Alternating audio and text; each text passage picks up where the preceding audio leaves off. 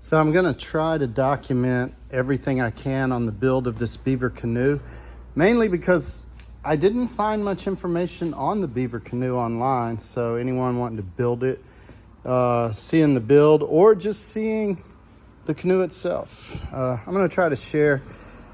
So I have now glued up the outer stem band, and as I mentioned in a previous video, I did the inner stem band, which is spruce, because I'm trying to make this lightweight. The outer stem band is black locust because it is rot resistant and it's really durable. And I have a habit of running into things. I do a lot of river canoeing, so I want it to be strong.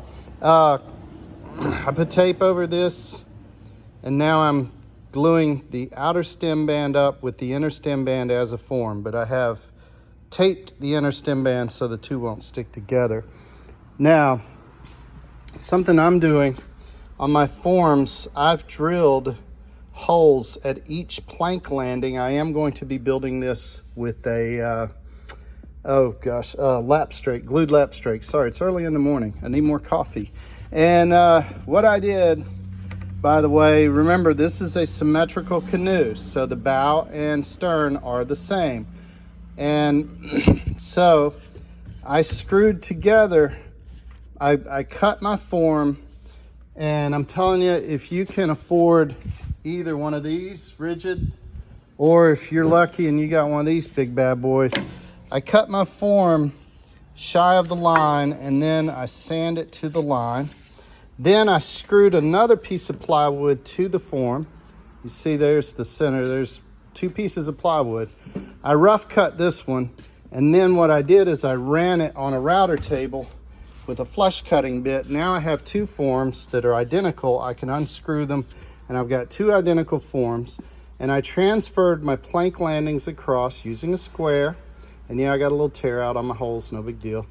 And my water line, even though it's not critical, I like to have the water line. It's a good visual when you're setting up your forms. And my baseline for this, what I call Strongback. And so that's marked out. I've cut out the Strongback. Something that I did that's not mentioned in the plans, it is mentioned that there's an inner stem band if you're doing the lap strake. But what's not mentioned that I saw, and Ian, if it is, I apologize, but is notching your forms for that inner, I said stem band, inner keelson, sorry. So I notched my forms, and all I did is I took a little piece of wood the size of the keelson, and I laid it up on each one of these, drew around it, and then I notched it. Now I'm going to be building on a Strongback. I'm going to walk you over here, and this is something I'm doing for a customer here. This is a professional workshop, so we got a lot going on in here. So by the way, here's my steam box. If you didn't see that, I did a separate video of steaming. I built the steam box out of poplar because I get poplar from a local sawyer for like $1.40 a board foot. And I knew that the poplar would probably not be the best thing because, you know, it's going to have all this heat in it.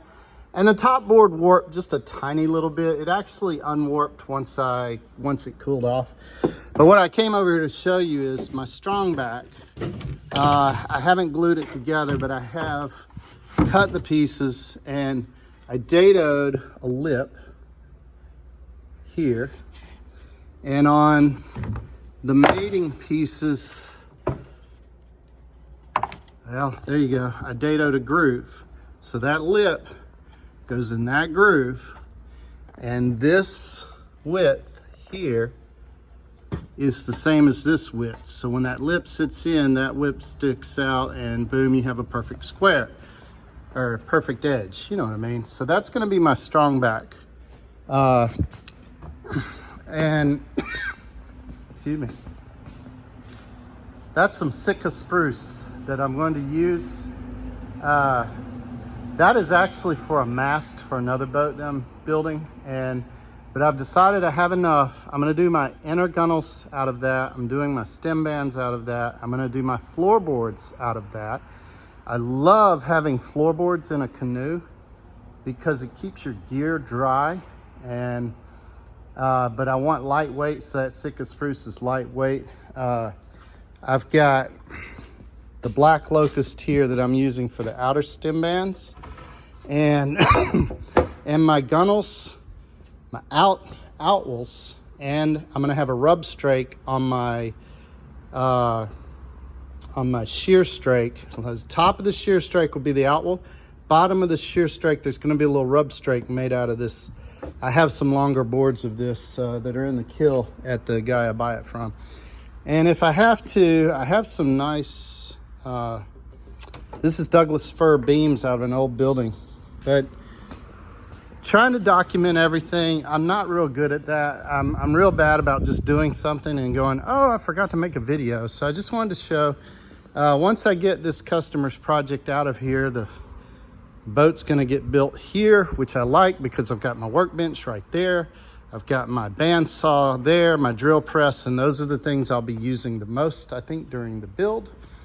And so stay tuned, because probably next week, I'll start putting these forms on the Strongback. This is getting out of here Thursday. And I'll put the forms on the Strongback and start making them.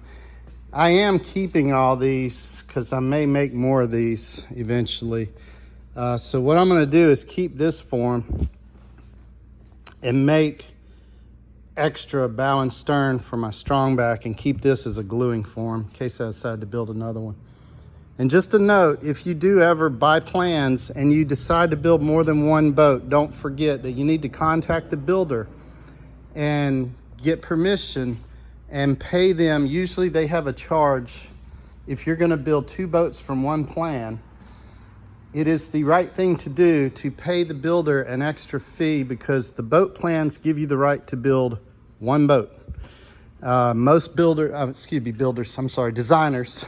Most designers will allow you to build more, but they ask you to pay them like a small fee for each boat, because this is their design. Just something I wanted to mention. So that's it. See you on the next video.